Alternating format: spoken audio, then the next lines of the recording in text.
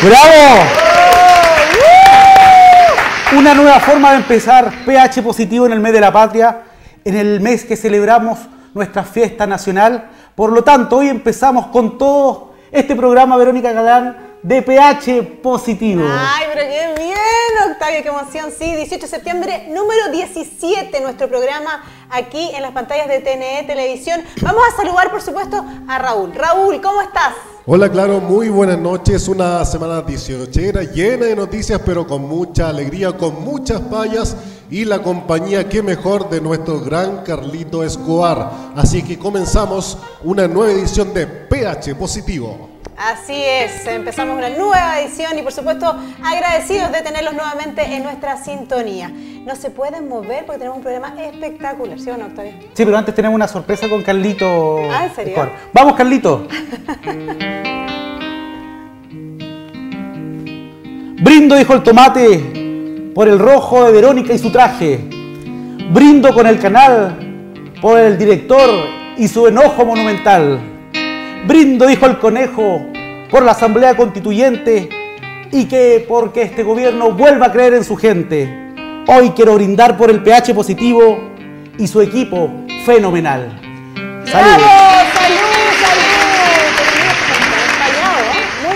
Muy bien, así que no se puede... Ya, Verónica, tu paya. Hoy día, no tengo, la voy a preparar yo porque no me dieron tiempo de preparar, así que para ratito, vamos, brindo, dijo el arriero, y vamos a llegar primero aquí en PH Positivo, no se mueve. Vamos al segmento de actualidad.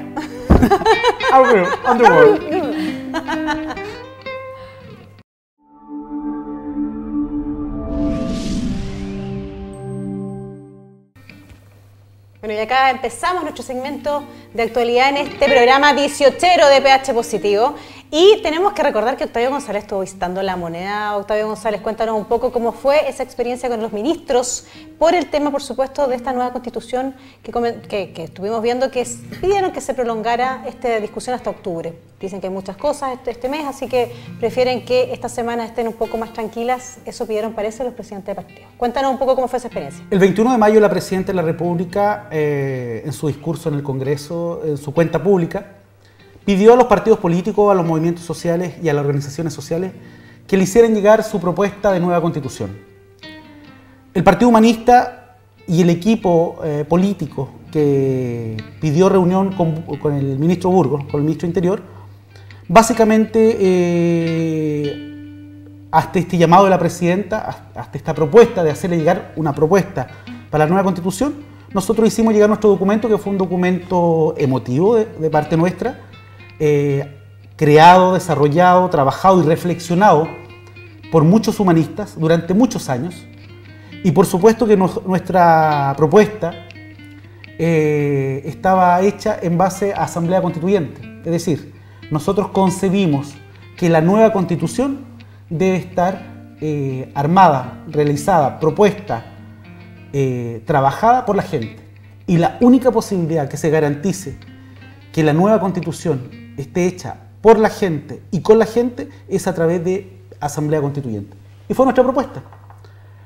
¿Cómo viste que la recibieron? Me imagino que ustedes pudieron conversar algo sobre el tema de que llevaban ahí, que tenía obviamente más tiempo para revisarla. Pero... Mira, a pesar de la diferencia, a mí me parece que tanto el ministro Burgos como Nicolás Aguirre, que me sorprendió que estuviera Nicolás Aguirre, fueron muy amables, muy diferentes. Pedimos la entrevista con una semana de anticipación y ellos rápidamente nos dieron la entrevista. Me parece que aquí hay dos hechos. El primero es que el Partido Humanista vuelve a La Moneda después de muchos años entregando una propuesta al gobierno.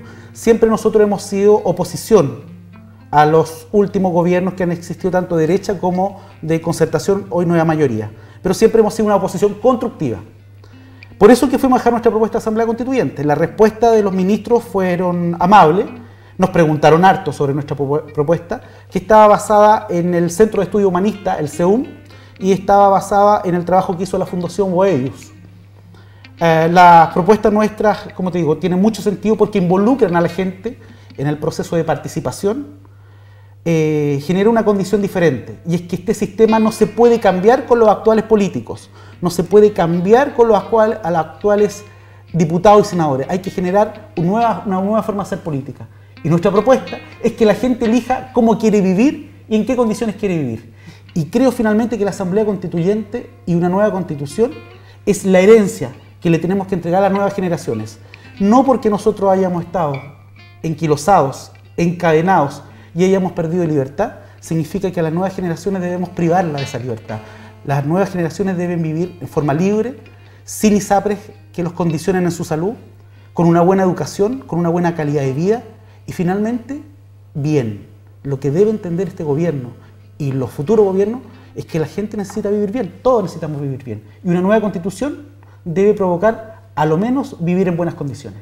Vivir en buenas condiciones, dices tú, y también, por supuesto, aspirar a una salud digna, a educación digna, a un sueldo digno también, porque la gente saca la mugre para poder parar la olla, como se dice aquí, vamos en mes 18, así que lo vamos a decir así. ¿Qué significa, de cierta forma, esto que los presidentes de partidos prolonguen esta discusión ya para el próximo mes? ¿Tú ves alguna posibilidad realmente que este año se vea alguna luz de esta Asamblea Constituyente? O sea, yo creo que hay tres cosas. Lo primero, lo que interpreto cuando el senador Navarro, presidente del MAS y componente de la nueva mayoría, manifiesta que efectivamente tiene la agenda muy copada y que la discusión debiese comenzar en octubre, responde puntualmente que creo que la moneda está un poco confundida respecto de cómo debe ser este proceso constituyente.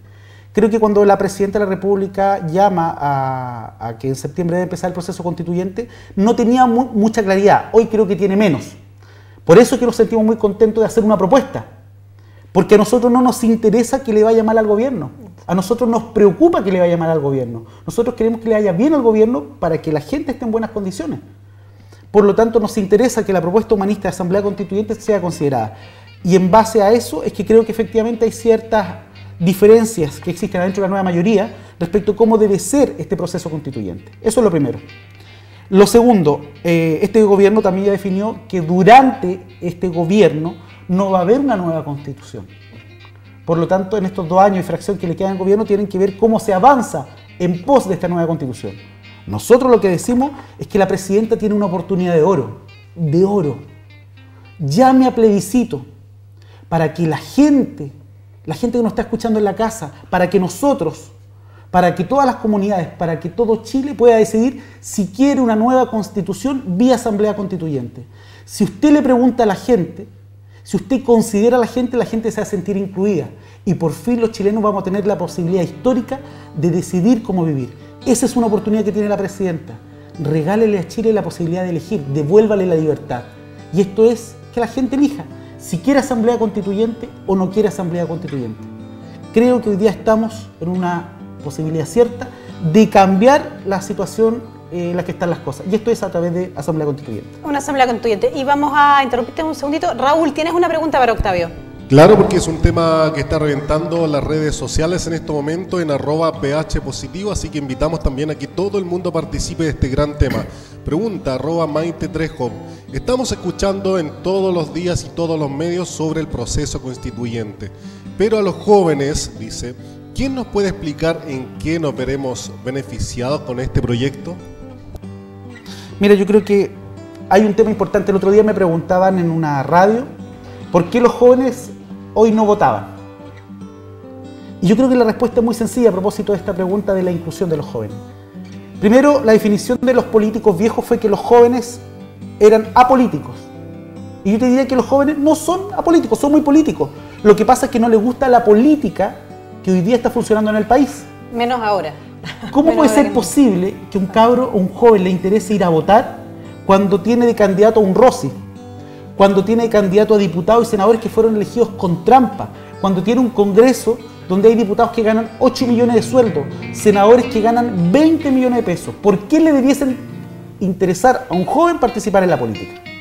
Es por eso que nosotros vemos que la Asamblea Constituyente es la participación íntegra de la gente y creo que los jóvenes deben ser actores principales y primordiales. Tienen mucho que decir, las mujeres tienen mucho que decir, los adultos mayores tienen que mucho decir.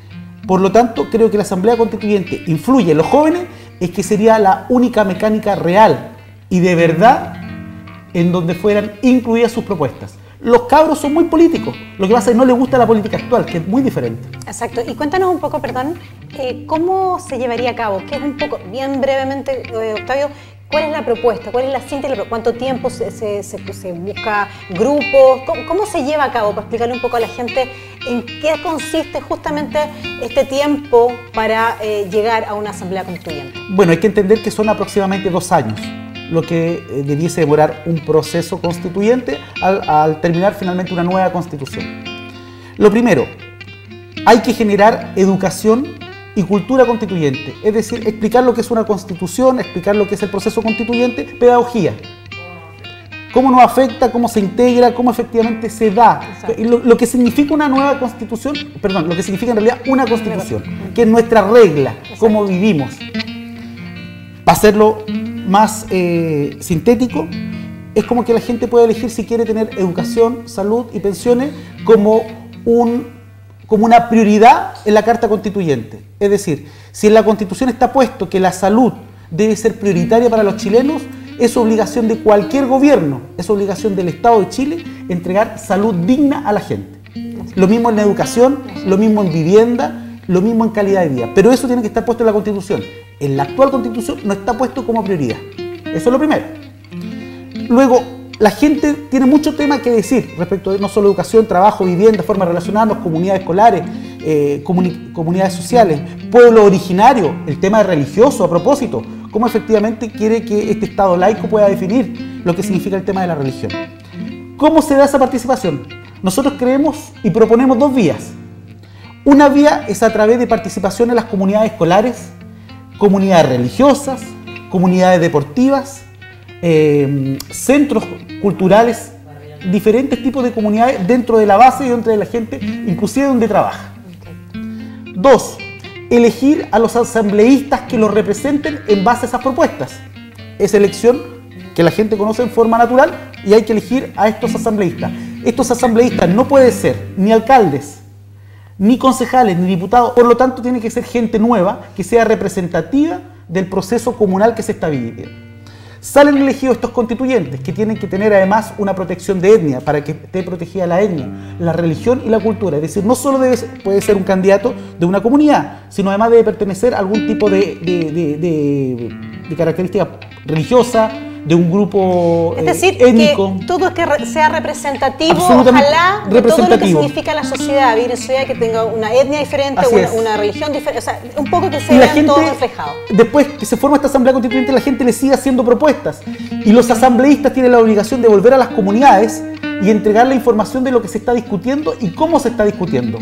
Cuando ya hay una mayoría, todo este material de cómo quieren vivir los chilenos se le entrega a los expertos, que son los constitucionalistas, los que redactan finalmente lo que ha dicho la gente y dejan el cuerpo constituyente armado para que sea nuevamente la gente, a través de un plebiscito, la que aprueba o rechaza esta nueva constitución. Lo que contiene este nuevo reglamento, la constitución es un poco eso, para que aprendamos a vivir y a convivir. Traté de resumírtelo lo más posible. Muy interesante, pero eso es. Y vamos a escuchar a Raúl, que tiene algo que comentarnos. Claro, porque siguiendo con este tema en @phpositivo desde Rancagua, esta vez nos escribe @Teresa Martínez y dice que estuvo justamente en esa ciudad y cuenta que el pasado sábado y viernes estuvo en la plaza votando simbólicamente, Octavio, sobre la Asamblea Constituyente y quiere felicitar realmente esta iniciativa. Mira, qué interesante. La gente ya está emprendiendo lo que es la Asamblea Constituyente, que usted también va a poder participar y vamos a poder, por lo menos tenemos esa esperanza de poder ser más representados en lo que se haga esta carta fundamental que nos rige nuestra vida y que también pasemos este periodo tan negro, tan oscuro de la política, que se confía en gente que vamos viendo, vamos conociendo distintos nombres que están en esta nebulosa todavía que es el tema de las platas, el financiamiento que no corresponde justamente a lo que buscamos en una representación política que esperamos que busque, por supuesto, el bien común de cada uno de los ciudadanos y no que se enriquezcan o que estén metidas en presas o que hayan presiones y que no sepamos si esas leyes finalmente a quién resguardan. Eso es lo que yo creo que nos ha sumido en una crisis tan grande en este minuto, que ojalá esto sea una luz y que se pueda discutir en paz, que sea para que tengamos un progreso, por supuesto, y también que nos podamos poner de acuerdo en algún minuto. Oye, pero hablamos de este tema que es tan importante, que además tú estuviste ahí in situ en la moneda, y tenemos tantas otras cosas que hablar, y yo creo que no podemos eludir un tema que se nos viene, que es el tema del Tedeum ecuménico. Tuvimos el Tedeum evangélico hace unos días, y que ahora dicen que también está muy cuestionado por los temas de Esati, ¿cómo se llama? Rasuri, que se vieron estos correos, que al parecer también hay mano negra, que mueven a gente de un lado para otro, y crea una gran desconfianza y una gran decepción, además de todo lo que estamos viviendo también dentro de la Iglesia Católica. Bueno, esto a propósito de la Asamblea Constituyente, esto tiene un enlace, esto tiene un link con respecto al tema religioso. Uno de los temas que efectivamente se discute en la Asamblea Constituyente es el tema de la religión y la fe dentro de un gobierno, perdón, dentro de un Estado. Hay que recordar que durante muchos años Chile se definió como un país católico. Hoy el Estado se ha definido como laico. Exacto. Esto es importante porque significa que existe la inclusión de todo tipo de fe y de creencias, que creo que es importante. Creo que es muy importante que hoy día exista un Tedeum evangélico. Creo que es importante que se mantenga un Tedeum católico. Pero aquí lo que me preocupa es cuál es la señal real que está dando la Iglesia y cuál es el involucramiento que tiene la Iglesia en las decisiones del gobierno. Por ejemplo, yo me hago la siguiente pregunta a propósito de Sati y Rasuris, que muestran el poderío de la Iglesia con un manipulador como Enrique Correa, que es un manipulador, un orquestador, un mafioso, que lo que provoca es que efectivamente lleva mensajes a la moneda respecto de quién debiese ser el capellán de la moneda. Y en este caso objetaban al cura Berríos, que me cae muy bien, por cierto, Felipe Berríos. Y Esati con Errázuriz, en su calidad de ser el primer corte jerárquico de la Iglesia Católica en Chile, eligen quién debe ser el capellán y quién no, y finalmente se involucran en las decisiones del gobierno. Lo que hace la Iglesia Católica es finalmente mantener un estándar de lo que ha hecho siempre, que es interferir en lo que significa las decisiones de un gobierno. Eso es lo primero. Lo segundo, lo que hace la Iglesia Católica es que al mundo católico le haga perder la fe en lo que significa un pastor de iglesia. Yo, como hombre de fe, digo que efectivamente son los líderes de los diferentes tipos de iglesias que son pastores y que deben dar el ejemplo de cómo debe ser llevada la conducción de la fe. También creo que para los tipos de organizaciones como el movimiento humanista y el siloísmo necesitamos una orientación, y esa orientación en este caso a propósito de celebrarse un nuevo aniversario de la partida de Silo, efectivamente nos parece interesante entender lo que significa la fe asociada a una doctrina. Por lo tanto, respeto todos los tipos de fe y todos los tipos de doctrina. Para cerrar, ¿cómo puede ser posible que en un Estado laico la Iglesia Católica tenga un capellán dentro de la moneda? ¿Por qué no puede la Iglesia Evangélica tener entonces también un capellán para el mundo evangélico que convive en la moneda? Y las otras religiones, ¿por qué no, por cierto? Ahí es donde me preocupa, que la dirección que da el gobierno mantiene ciertas tradiciones con la Iglesia Católica. Es decir, la Iglesia Católica se mete en las decisiones del Estado, se mete en las decisiones del gobierno, y además sigue manteniéndose un capellán único y exclusivamente de la Iglesia Católica en la moneda. Para un Estado laico no corresponde, o todos o ninguno. Hay una cosa muy complicada con lo que un poco tú decías, que pone en un pie más complicado aún lo que ya se ha estado cuestionando, sobre todo el tema de los abusos sexuales en la Iglesia Católica, sobre todo el tema de Caradima especialmente, donde también se han descubierto que había manipulaciones al parecer para tratar de también un poco neutralizar quienes acusaban a este cura, a este padre, que finalmente ya todos sabemos que fue sentenciado de cierta forma, porque no está privado de libertad.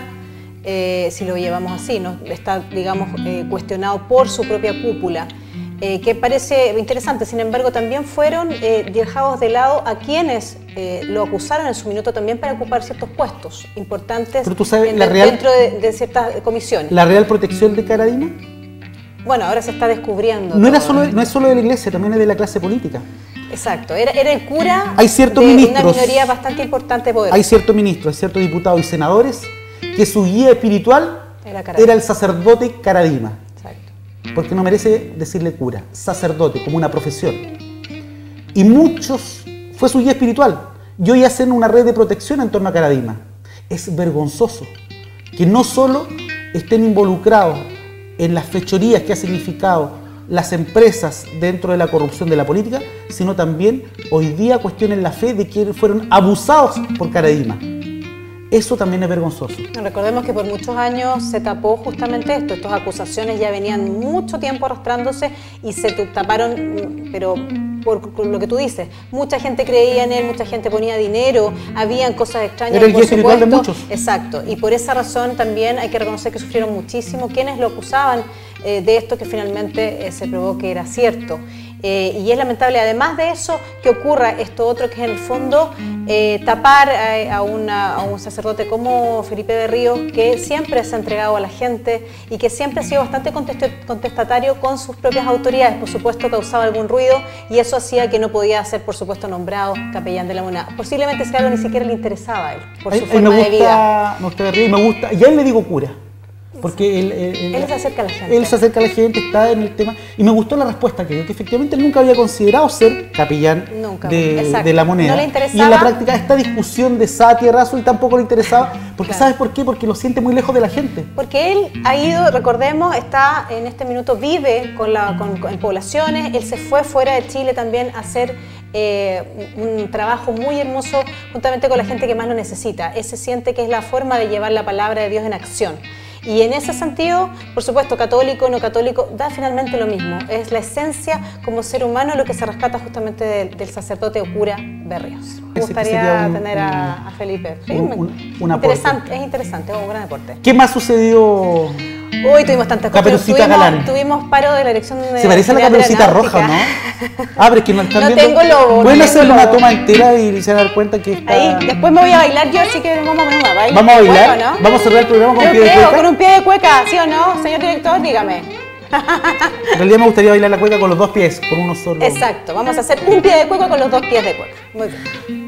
Bueno, y así es, estamos terminando este segmento de actualidad siempre interesante. El tema, por supuesto, la Asamblea Constituyente, esto que nos hace ver, ojalá, un gran futuro donde todos vamos a participar, por supuesto, nos vamos a poner ahí con nuestro voto por gente también que realmente nos represente. Yo creo que esa es la esperanza que todos tenemos.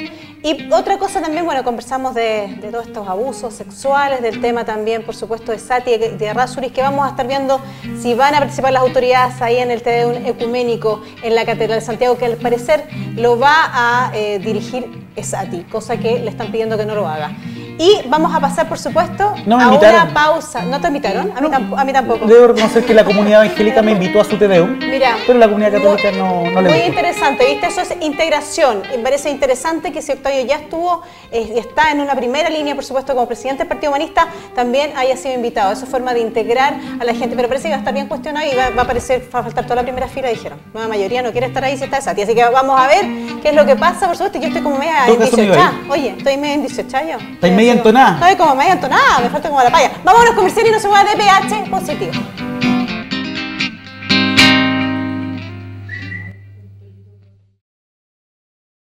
Por emergencia que nunca imagino cuánto vale esa forma de pensar.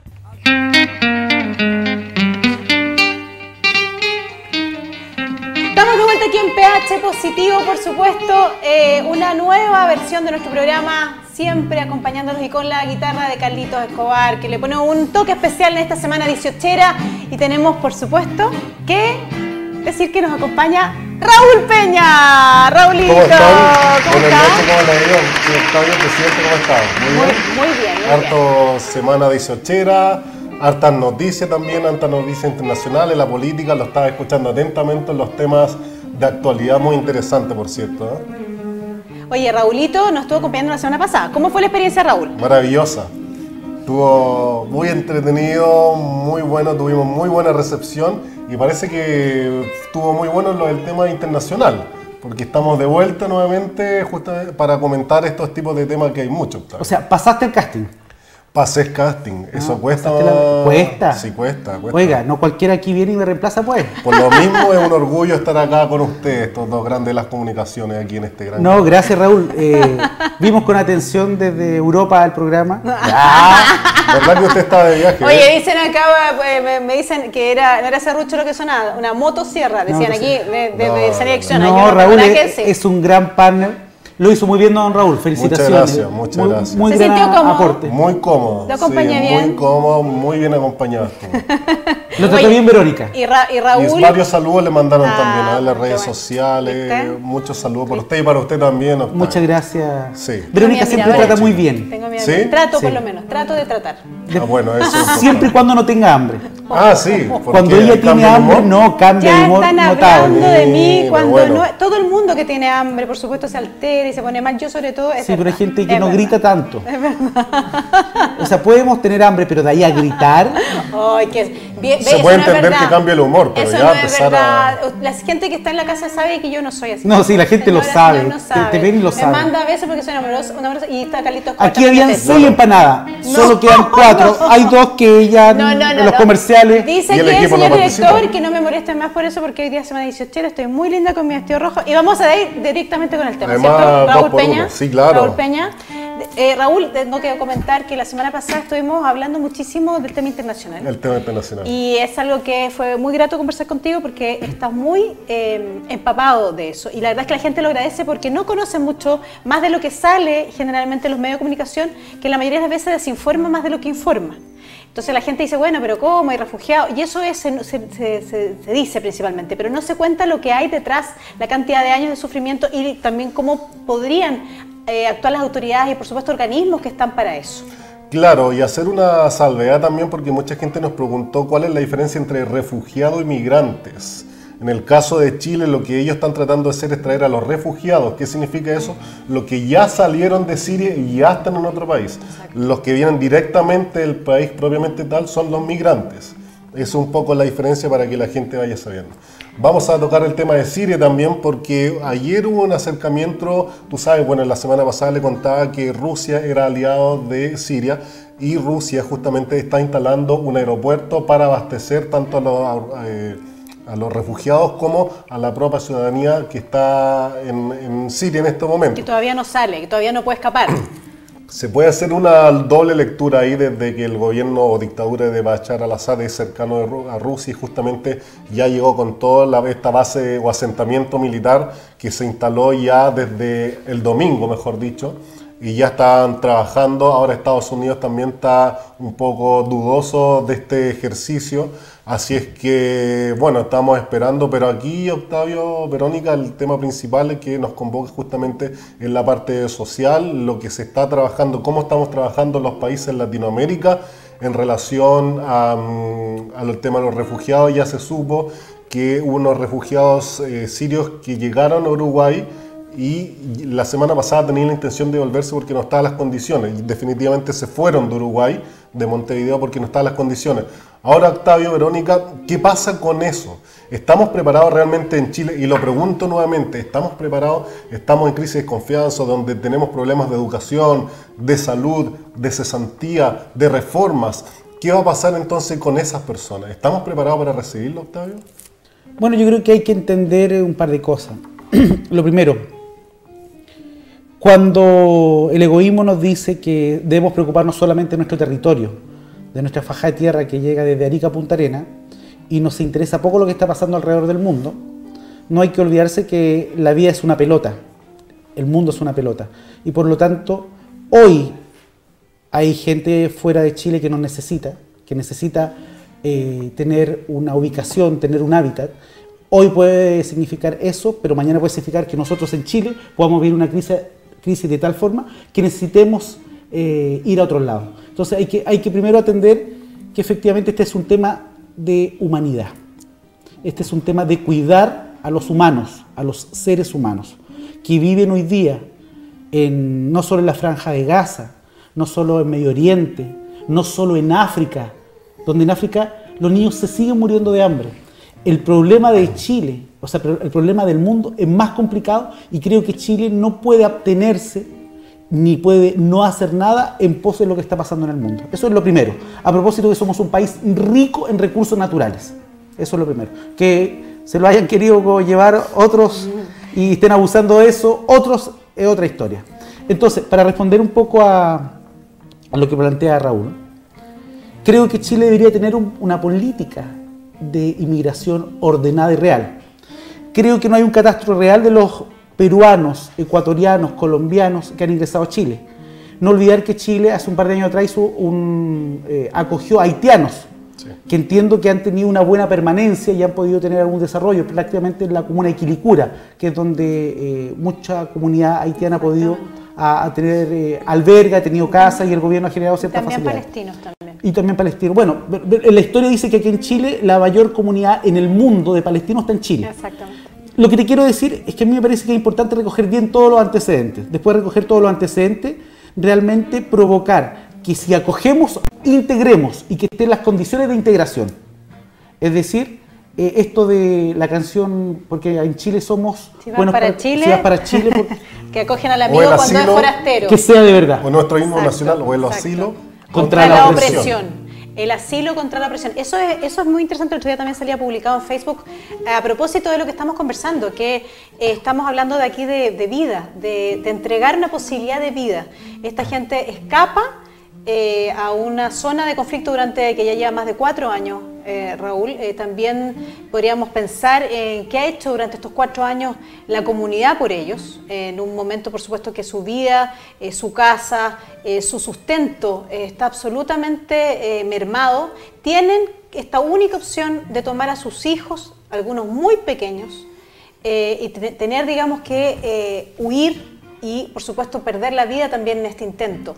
Y es ahí donde no podemos permanecer ajenos, ni por supuesto se cuestiona mucho la comunidad europea, porque durante mucho tiempo ellos también hicieron lo mismo, escapando de la opresión de sus países justamente para poder salvar su vida. Y yo creo que ahí hay un tema interesante de que nosotros no podemos permanecer ajenos. Nadie, ninguno de nosotros, ningún país debería hacerlo. Y por supuesto, dentro de nuestras posibilidades, acogerlos, por lo menos existe esa voluntad.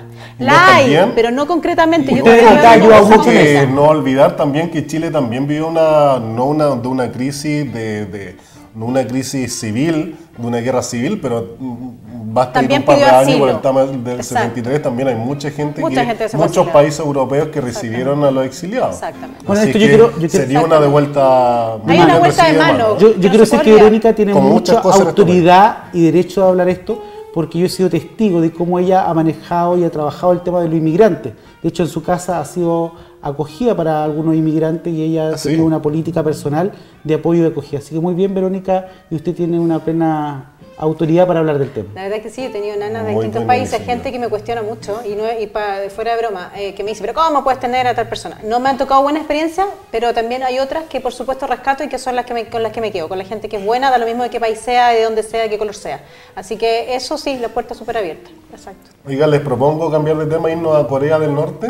Corea del Norte, que también el otro día vi un video, no sé si ustedes pudieron verlo, de una también refugiada que escapa de Corea del Norte, que fue bastante conmovedor y que cuenta un poco lo que vivió durante toda su vida. Ella tenía 20 años y desde los 4 años había visto las atrocidades y cosas bastante complicadas de poder vivir. Y ahora está el tema de las armas nucleares. Claro, bueno, ayer Corea del Norte anunció que a pesar de que está un país en crisis económicamente, las bases de armas nucleares las sigue manteniendo y siguen haciendo, más o menos para hacer un poco de historia y la gente sepa por qué existe una Corea del Norte y una Corea del Sur. Fíjate que después de la Segunda Guerra Mundial, tras la intervención japonesa, Japón se fue a estos territorios y donde se fueron separando y donde llegaron por un lado, por el parte de Corea del Norte en este caso, llegaron los países de la Unión Soviética y por el otro lado llegaron los ejércitos de Estados Unidos. Y desde ahí se empezó a crear estos conflictos, donde además en 1950 hubo la guerra en las Coreas, donde se enfrentaron justamente estas dos fuerzas, y de ahí una serie de ejercicios históricos que han llegado hasta el día de hoy, y han sido entonces por el mismo lado, por un lado la Unión Soviética o Rusia que apoyando a Corea del Norte, y por el otro lado nuevamente nos encontramos con Estados Unidos, donde hacen ejercicios militar justamente en el canal que está ahí, y donde se tiran bombardeos, donde tratan de cruzar la frontera, y donde ahí nace esta amenaza o estos ejercicios que son previamente para desinformar el otro país o para mostrar el poderío de armas nucleares incluso que tiene Corea del Norte, con una dictadura que a las mujeres no la dejan hacer nada, que tienen una universidad propia donde pueden acceder solo algunas también, donde llevan una dictadura por más de 30 años y por generaciones de abuelos, hijos, tataranietos hasta el día de hoy, donde no puede ver libremente películas en Corea del Norte. Donde no hay internet. Claro, donde no hay internet. Por el otro lado tenemos a Corea del Sur, donde se realizó unos Juegos Olímpicos también, donde también puede ser la parte paralela, donde está apoyado por Estados Unidos, donde también se forman ejercicios militares y se tiran bombas para allá y tiran bombas para acá. En el fondo, siempre los dos países más grandes, a lo mejor, que están siempre involucrados, Rusia y Estados Unidos, controlando un país o el otro.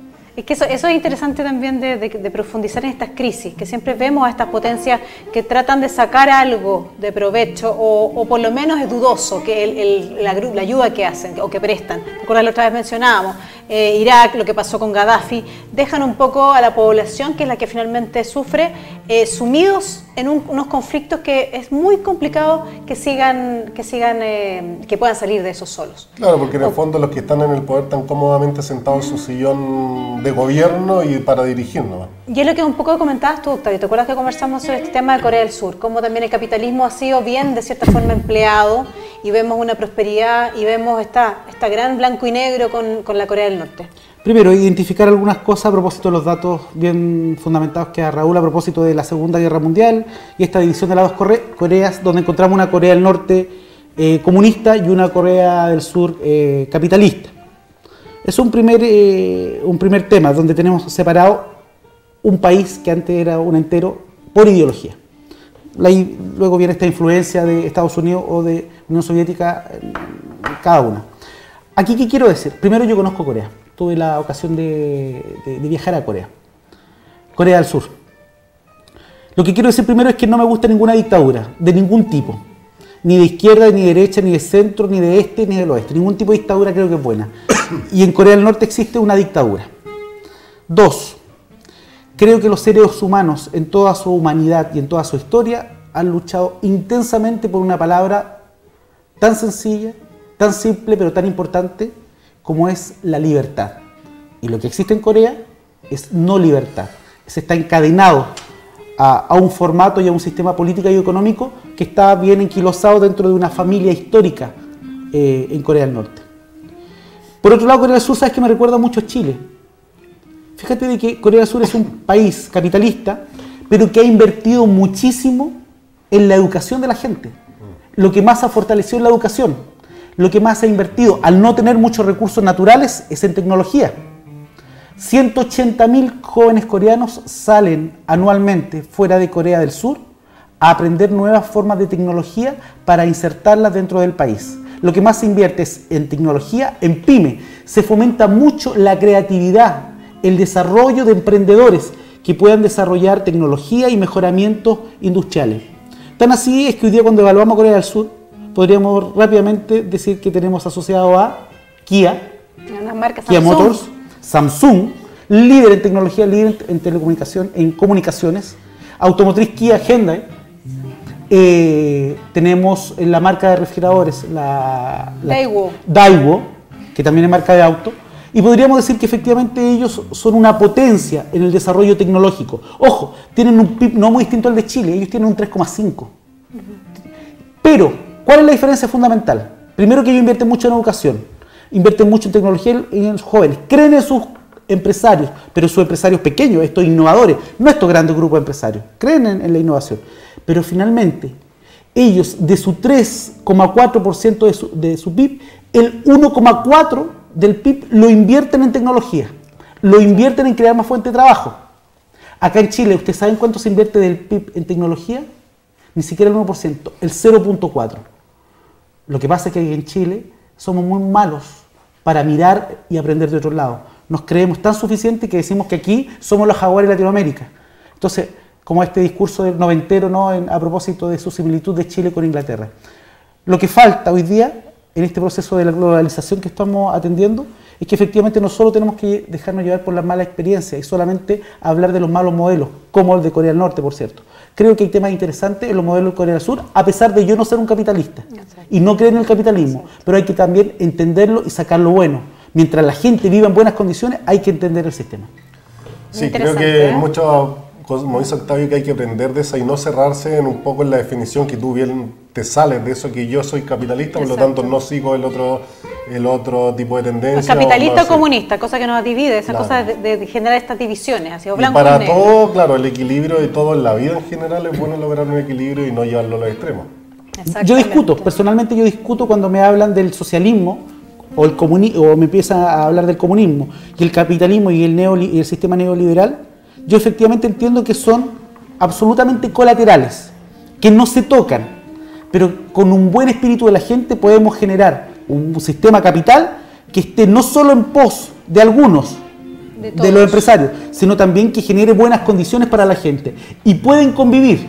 Es como cuando a la gente le preguntamos sobre el tema de la salud. Es decir, ¿debe morir la ISAPRE? Yo digo que no. Lo que debemos hacer es fortalecer la salud pública, pero que la gente tenga la elección de ir a la ISAPRE, pero no matar la ISAPRE. O sea, que la gente pueda elegir en igualdad de condiciones.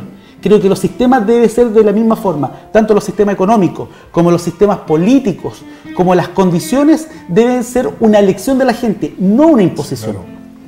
Ayer justamente hablaba con una mujer de este tema de la ISAPRE, perdón que me salga un poco del tema, pero ella me decía por qué, y yo recuerdo que no hace mucho se eliminó el tema de que las mujeres jubilen entre el 65 y 60, pero sacaban un porcentaje y era el noticiero y es bastante lo que dejan de ganar el hecho de que la mujer... de hecho ahora se está retomando el tema de que jubilan a los 65 años. Sí, exacto, ahora se está planteando nuevamente. A lo mejor para Octavio, como es un especialista en economía, sería un interesante tema para otro programa. Para otro programa vamos a tener muchos temas interesantes, Octavio. Seguramente vamos a poner estas secciones, Octavio, con peras y manzanas, que vamos a estar explicando cosas, por ejemplo, qué es el Producto Interno Bruto, que tú lo mencionas mucho, saber exactamente qué es la gente lo que necesita y cómo posiblemente se puede reinvertir ese tema, cómo generar también mucho mejor, por ejemplo, valor agregado a nuestros productos, como ya que el cobre ahí nos baja el cobre, dicen que el sueldo de Chile, cómo tratar de ver, por ejemplo, eso si es posible hacerlo en algún minuto y que podamos llegar a ser un país desarrollado. Yo ahí tengo un cambio, ustedes me hicieron la propuesta, pero es que ese no es el tema, porque podemos ser un país súper y mega desarrollado y tener las mayores tecnologías y pero sigue la diferencia, ¿cierto? Y tener grandes carreteras y tener una manufactura tremenda y una productividad tremenda. Pero mientras siga existiendo campamentos, mientras siga existiendo gente que no tiene salud digna, mientras siga existiendo adultos mayores que viven con pensiones miserables, no tiene sentido alguno ser un país desarrollado. Si se logran generar buenas condiciones para la gente, para que viva en buenas condiciones, ahí tiene sentido ser un país desarrollado. Entonces hay que entender bien la economía. Yo quiero hacer una propuesta. En vez de pera y manzana y explicar el tema económico, yo me comprometo a hacer una sección dentro del programa que le enseño a la gente cómo ganarle al sistema. Es decir, por ejemplo, cuando usted pida un crédito hipotecario, cuando pida un crédito de consumo, ¿en qué se debe fijar? ¿Y qué debe hacer para que no le coloquen tanto seguro? ¿Y cómo finalmente le pueden devolver esa plata de su seguro? ¿Cómo efectivamente puede utilizar bien la ISAPRE? ¿Cómo puede utilizar bien las tasas bancarias? ¿Cómo finalmente pueden sobrevivir en este sistema en lo cual hay brechas que en la práctica solamente se necesita la información necesaria, que muchos no se la van a entregar porque no les interesa, y con todo gusto podríamos entregarla aquí en una sección de PH Positivo. Muy buena propuesta, porque además, ¿cómo ganarle al sistema? Me gusta, fíjate, utilizarlo ahí de repente uno no sabe, uno viene ignorante de repente, pide un crédito de repente automotriz, dicen no es bueno porque el auto queda en prenda y no vas a poder manejarlo, entonces mejor comprarlo en directo, pero uno no puede tampoco. Entonces, ¿cómo lo haces con esa economía que es bastante magra? Es más sencillo de lo que uno se imagina. Mira, qué interesante, alguien que sabe que nos puede ayudar, ¿no es cierto? Post 18 además. Exactamente. Y uno queda un poco desfinanciado, así que es mejor cómo reutilizar tanto las deudas como lo que va quedando para el resto del mes. Tiene que cuidarse la semana del 18. El tip va a ser así. Para todos los que han pedido crédito de consumo en los bancos, hoy, aproximadamente por cada $1.000.000 tuvieron que pagar 80.000 pesos en seguro. Mira, bueno, solo en seguro. Solo en seguro. Imagínate. O sea, $1.000.000 80. más los intereses, más los seguros. Y eso le queda la cuota fija. A la vuelta del 18 le vamos a decir a la gente cómo recupera esos 80.000 pesos de seguro. Y a mí puedo dejarte una pregunta planteada que yo creo que a muchos chilenos les está pasando, sobre todo que se están viendo un poco acogotados con el tema de las deudas. ¿Qué pasa cuando te llega, por ejemplo, esa orden de embargo y uno se asusta y dice, ¿dónde recurro? tengo que pagar toda la plata, incluir los intereses, ¿Cómo incluir los salgo de seguros? eso? ¿Cómo salgo de eso? Eso también es muy Eso fácil. muy interesante. Eso es muy fácil, lo dejaremos como parte de la nota, pero efectivamente, un mensaje rápido para la gente. Cuando le llegue esta empresa de cobranza, le llegue un mensaje de cobro, rómpalo. No pasa nada. No le pueden hacer absolutamente nada. Solamente lo van a amenazar 1, 2, 3, 4. Le van a decir que va a ir al infierno, le van a decir que le van a vender su casa, se van a hipotecar. Hay deudas que tienes comprometidas con las casas comerciales puntualmente que no son aplicables en el plano de embargo de casa ni de un tema hipotecario. Y no les sale a cuenta además. De ahí se lo voy a explicar en otra sección. Mira qué interesante, vamos a tener obviamente este programa también se abre para que usted tenga esta ayuda, ojalá que pueda servirle por supuesto este nuevo segmento de Octavio González. Agradecerte Raúl muchísimo. Muchas gracias. Que estés nuevamente con nosotros, te esperamos la próxima semana con nuevos temas internacionales y nos vamos a ir a una pequeña, brevísima pausa y ya volvemos.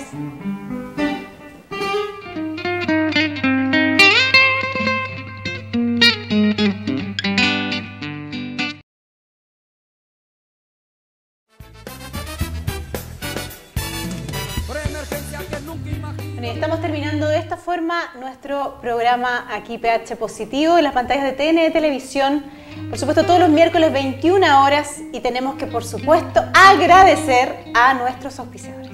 Vamos con nuestro amigo Pato Asado.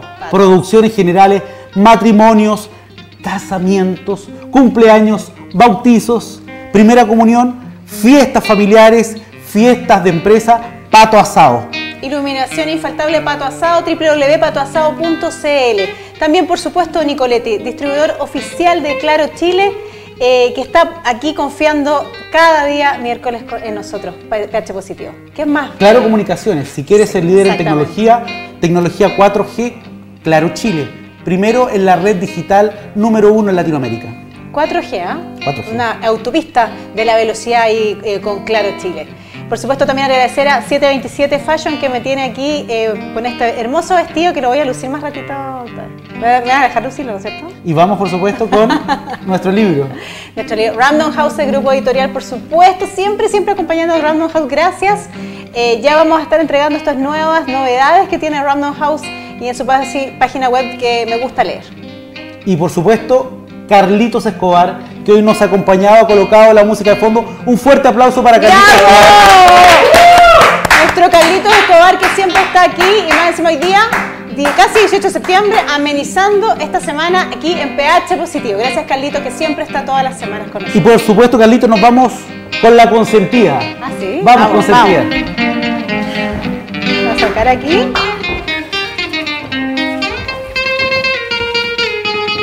Voy a dejarla una cortita.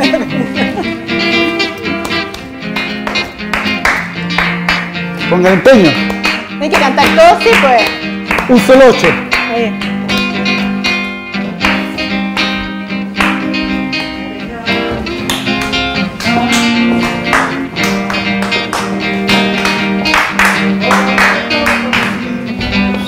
La que cocina, porque todo consigue vivir andado. Mi cariño.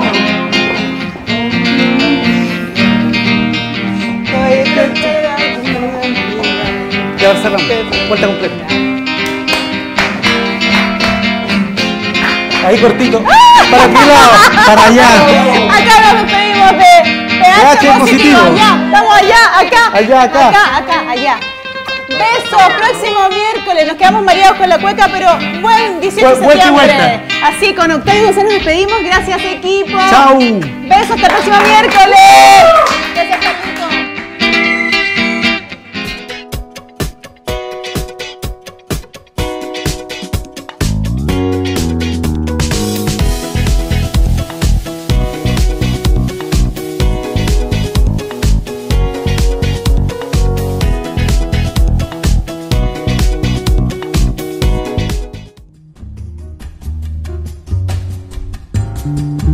Thank you.